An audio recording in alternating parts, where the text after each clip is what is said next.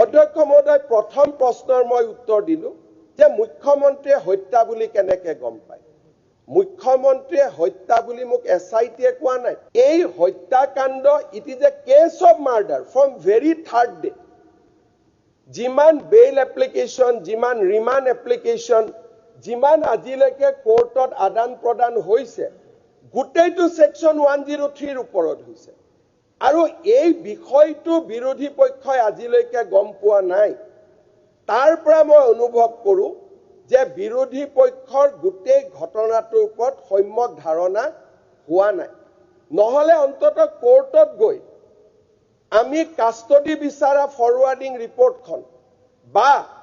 কোৰ্টে custody grant কৰা অৰ্ডাৰৰ photostat copy সাৰ্টিফাইড copy যি পাব্লিক ৰেকৰ্ড তাক আজি বিৰোধী পক্ষৰ হাতে হাতে থাকিব লাগিছিল কিন্তু আজি বিৰোধী পক্ষৰ হাতত পাব্লিক ডকুমেন্টছ কেনিও নাই যদি বিৰোধী পক্ষৰ হাতত ডকুমেন্টছ আছে তেলে মোক কিয় খুদি আছে মুখ্যমন্ত্ৰী হত্যা বুলি কেনেকৈ গম পালে মোক কিয় খুদি আছে it is a case of murder from very first day আজিলৈকে সিদ্ধাৰ্থ শৰ্মা শ্যামকানু মহন্ত অমৃত প্ৰভা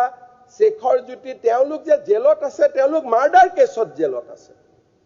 সো এই কথাটো মই আজি হাউসক ক্লিয়াৰ কৰি দিলো this case has been registered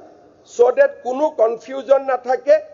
this case has been registered under section 61 section 105 section 106 and section 103 of Bharatiya Nyaya Samhita